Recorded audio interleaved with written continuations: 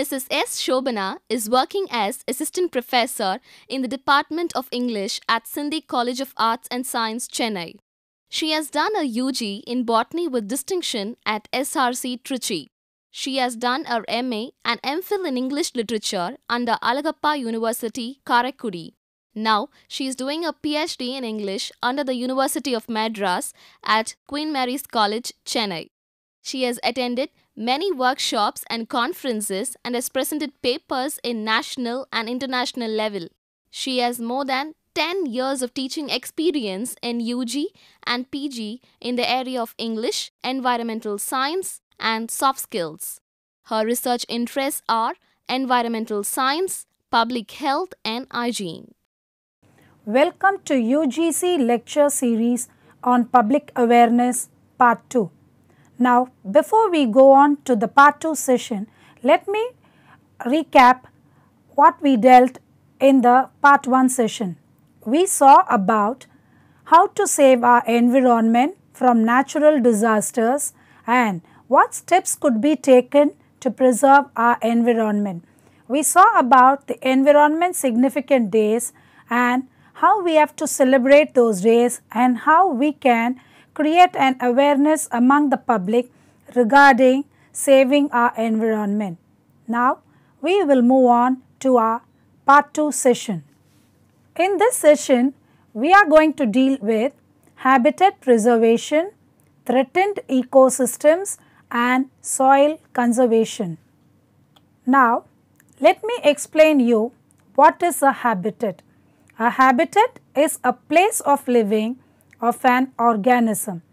Each organism, whether it be a human being, plant, animal, or bird or insects, each one has a selective habitat of its own.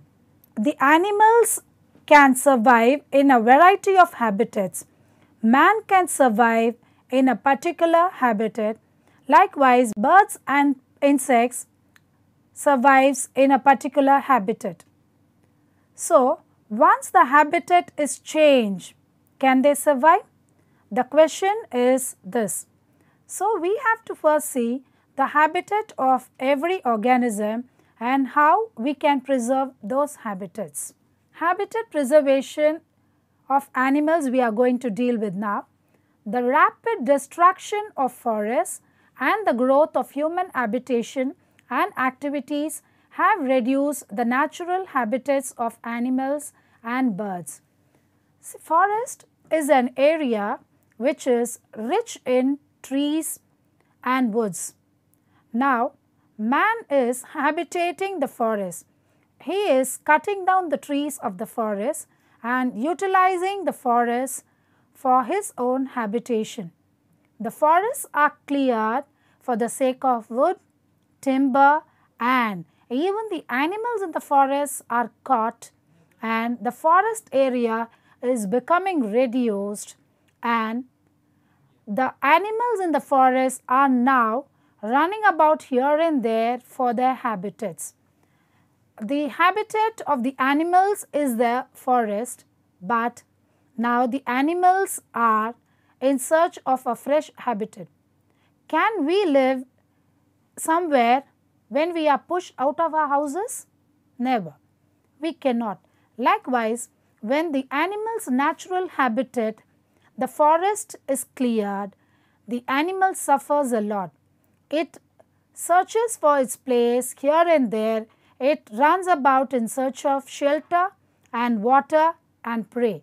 So, we have to safeguard the forest from destruction. Loss of habitat is one of the major pressures on several species and has led to the extinction of several rare and endemic species. Many others are seriously threatened. So far, I was telling you about the clearance of forests. Now, as the forests have been cleared, earlier some animals which were able to live in the forest have now become extinct.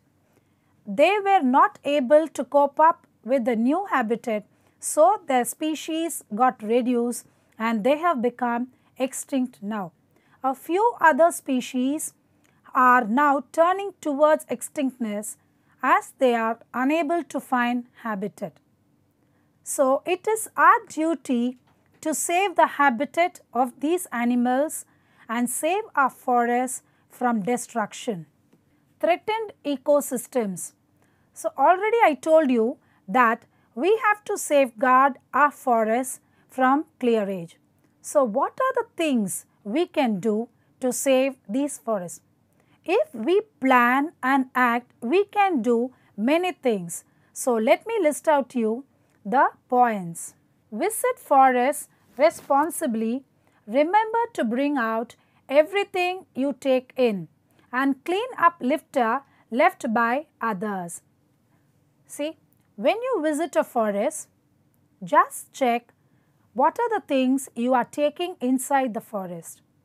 And when you come out of the forest, you should be clear that you are not leaving any garbage or anything inside the forest. So, it will be a natural hazard to the forest ecosystem. Next thing is that stay on the marked trails and respect the fact that wildlife need peace and quiet. Study the ecosystem. It gives one a greater sense of responsibility to conserve it. Suppose if you are going into the forest to study its ecosystem and about the animals and the plants there, be very careful that you are not disturbing the peaceful environment of the animals. You should never be a hindrance to them. Don't spoil their atmosphere, which is very preservative for them. Be kind to animals. Stop friends from disturbing or being cruel to wild creatures such as birds, frogs, snakes, lizards and insects. You have to think that an animal is also an organism which is having life. If somebody comes and pinches you or pull your legs or hands, how do you feel? You feel hurted and wounded. Likewise, the animals also have senses. When you harm them, it will irritate them and it will spoil its temperament and it will wound you. You should never do such things to animals, and you have to advise your friends and others regarding this. If you see anyone being cruel to animals, kindly advise them and make them understand why they should never do such things towards animals. Learn about birds. Identify birds that are common in your area. Understand their food requirements and feeding habits. Construct artificial nesting boxes for birds. This will encourage birds to stay in your neighborhood even if their nesting habitat is scarce. At this juncture, I want to tell you regarding the sparrows. The sparrows which were found everywhere in India is now becoming few in number. All the trees and the local plants have been cut for various purposes by human beings and by the government organization. The houses of the sparrows is the trees. When those trees are cleared, the sparrows are rushing out in search of their natural habitat. They are unable to find their homes back and are unable to survive and multiply. So, you look for what type of birds are familiar in your area. Set up similar nests around your houses or around some parks and attract those birds to come and stay in your area, which will be a natural habitat to them. Listening to the sweet music of the birds and the chirping sounds of the birds in the morning will really give you a peaceful atmosphere throughout the day. So, encourage the birds to come to your area and live. Attract wildlife such as mammals, such as squirrels to your garden by providing running or dripping water. Make a hole in the bottom of a bucket and poke a string through to serve as a wick. Hang a bucket on a tree branch above your bird bath to fill it gradually with water throughout the day. As I said regarding the birds, you can attract even squirrels and small animals and insects inside your garden. You can have a cup of water or a plate of food and water, which will attract these birds and animals to come regularly to your house in search of food and water.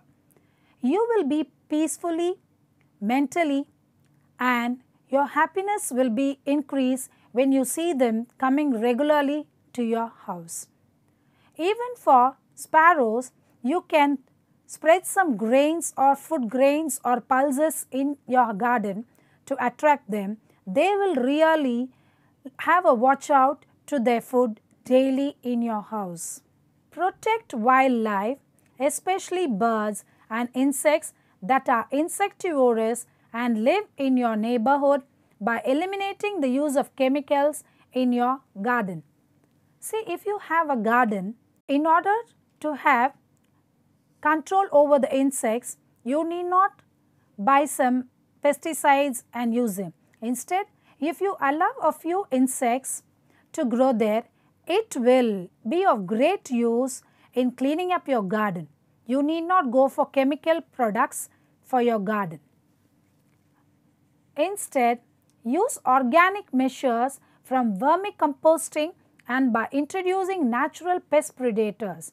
Do your gardening and landscaping using local plants to control pests in your garden. See, in order to control the pests, you have to use the vermicomposting, that is the natural manure, because lots of small organisms will be surviving in the manure and it will help to safeguard your garden. The small insects will multiply in your garden and it will save your garden from pests.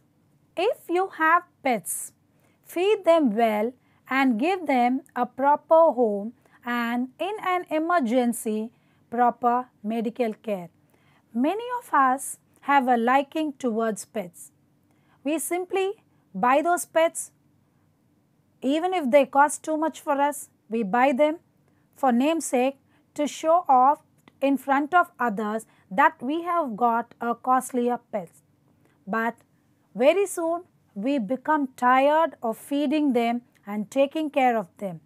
We start neglecting them without proper attention and slowly we try to push them out of our houses. It is a wrong attitude. Once you take a pet, take it with fullest concentration as we take care of our children. Suppose if those pets become sick or wounded, you should take them to the concerned doctor and give them proper treatment. We have seen many people, they just ignore their pets as they have become old or they have become wounded. There are special treatment given to such animals. You have to take them to the concerned doctor and give proper treatment. That is, you have to take care of your pets as a member of your family. When you visit a zoo, learn about the animals that are found there, but do not tease or hurt them through the bars of their cage. They have a right to a peaceful existence. Some people have the interest of visiting the zoos always. So simply they walk into the zoo, they watch all those animals, they are least bothered about learning those species in detail. They just have fun there and throw stones and sticks. Even they give some decayed food to the animals which are inside the zoo. Some throw stones, some throw sticks to attract the attention of the animals inside the bar. Imagine for a second if we are kept caught in a cage. Will we be quiet? Think about the feelings of the animals. Their natural habitat is the forest. We human beings are capturing them and torturing them by caging them and putting them in zoos. These zoos are set up for human learning purposes. Every one of us cannot go into the forest to learn about these animals.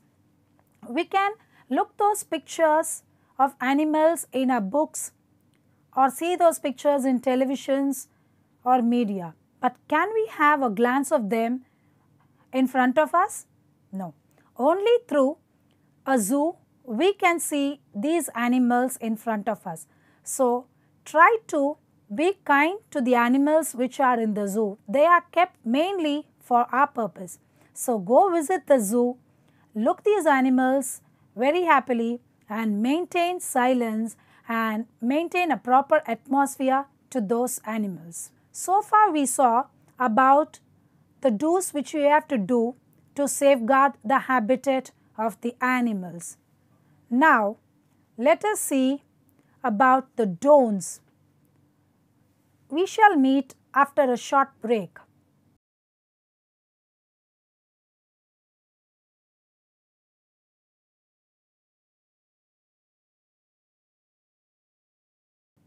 Welcome back after the break.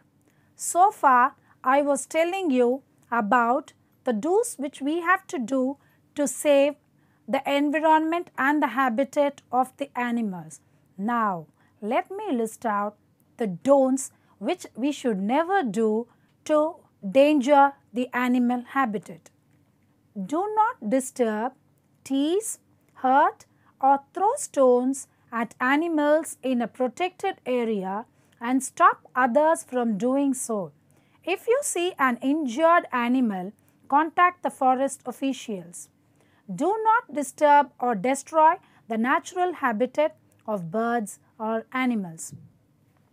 As I said earlier, when you see a particular animal or a group of animals, when we are walking alone, we will be afraid of them and we will just walk slowly, fearing for the animal. Or if we are moving in a group, crossing those animals, we will try to show off in front of our friends and relatives. We will try to throw stones or harm those animals. That is a very dangerous habit. You will not only spoil the mood of the animal, but will also harm the animal. So, never do this. Even advise your friends and others if they do so. If you happen to see a wounded animal on the roadside or somewhere else, try to do something. Pick up the animal, take it to the hospital and see that proper medical treatment is given. Even if you are not able to do so, contact the officials who are in charge. Just make a telephone call to them and inform them about the animal which is lying in a particular area, wounded or sick. This will be of great use to the animal. You are not only saving the animal from death, but you are doing a service. You will be a motivator to the others. Some will be inspired by your action and they will also want to follow it. Do not use articles like leather handbags and lipsticks which are made from animal products. No wildlife products should be used. See, when you go for shopping, you just buy leather handbags and lipsticks and purses and wallets and all such things which are made from leather. We feel proud to say this leather is too costly and this bag is so much and so much. But before that, we have to be aware from where we get this leather. Leather is nothing but the animal skin. Are you in a mind to use the skin of an animal for your fanciful use? You should never do that. Stop buying those leather goods and try to save the animal skin from destruction. Do not catch or kill butterflies or other insects. Butterflies, moths, bees, beetles and ants are important pollinators. I told you earlier that we have to plant more plants, shrubs and trees in your area. It is not enough just planting all those things and having a look at the beauty of the trees. Once the plants become big, it will start bearing flowers. Now, when the plant is full of flowers, it will be a beautiful sight to see. The next stage of the flower is to become a fruit. How does a flower become a fruit? The flower has to be pollinated by insects like butterflies, moths, beetles and bees.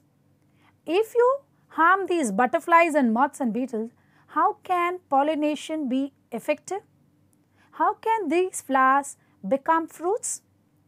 So, in order to help pollination, these butterflies are necessary.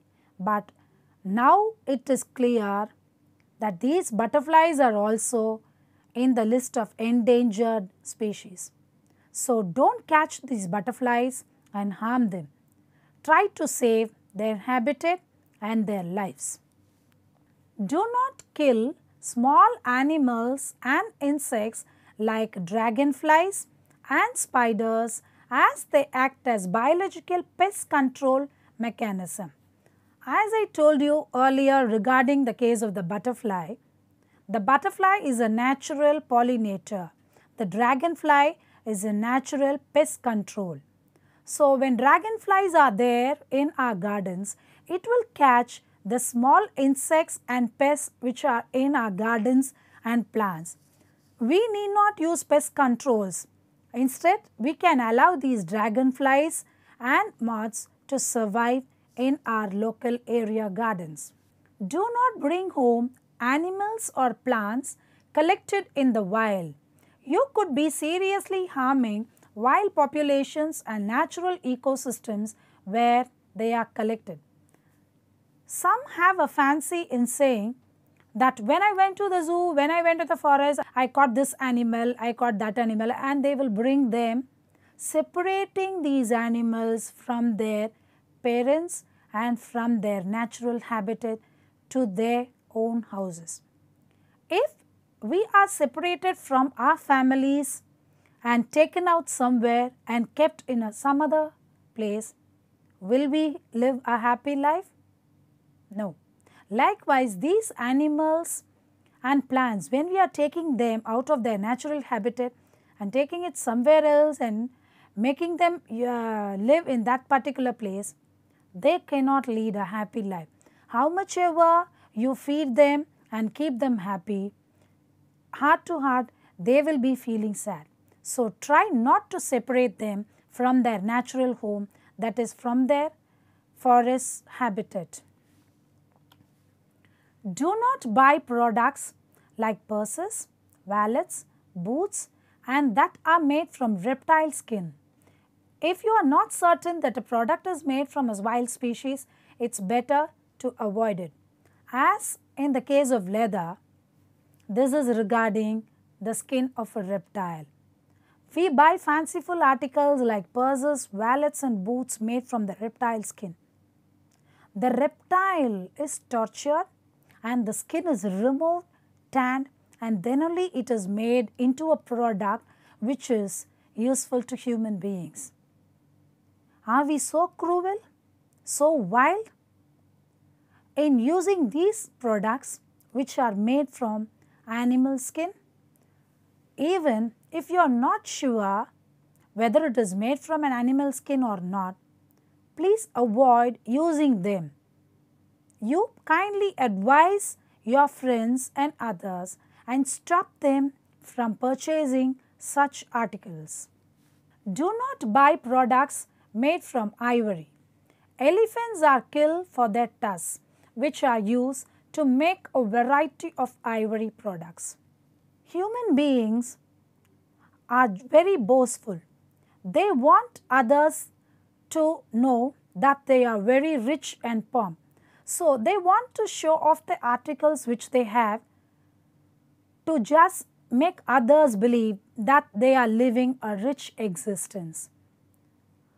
From ivory, many products are prepared and it is sold in the markets. It is very costly.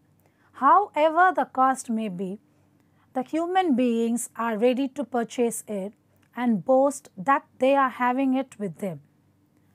The ivory which is got from the elephant is not got very easily. The elephant is killed and the tusk is removed and the ivory products are got. When you look at the gigantic elephant, how gorgeous it is to look. How gigantic and marvelous it is. For the sake of a product which we have to use for a fancy thing, the elephant is killed. Stop using these ivory products which are made from the elephant's tusk. Make an awareness to the others too. Do not use any wild animal or plant products that are collected from the wild and have dubious medicinal properties. You may be endangering a species and even your own health. See, some medical practitioners will wrongly guide their patients by telling that if you take the blood of a pigeon or the blood of a monkey or a squirrel, you will become healthier. So, the animals are tortured and killed and the medicine is prepared out of the animal's body. You think that you will become healthy in taking those products. You are automatically endangering the species. Those species will naturally become extinct as they are often killed before multiplication. And if you keep on using those animal products, you are likely to meet health hazards. You will not be sure whether using those animal products is good or bad for your health. Simply listening to the words of someone, don't use such things and spoil your health and make those species extinct. Now, let me summarize so far what we have seen. Preservation of habitat, threatened ecosystem. So, as far as possible, don't spoil the habitat of the animals and plants. Try to save their habitat. Leave it without disturbing. The natural resources are not spoiling themselves. It is we human beings who are spoiling the natural habitat of the plants and animals. So, don't try to spoil the natural habitat. On the other hand, try to preserve the habitat. Now, we will move on to the question session. What is a habitat? Why is habitat preservation necessary? What steps could be taken to save our ecosystem? How can we be friendly with the animals and plants? Think of all these things and act. Thank you.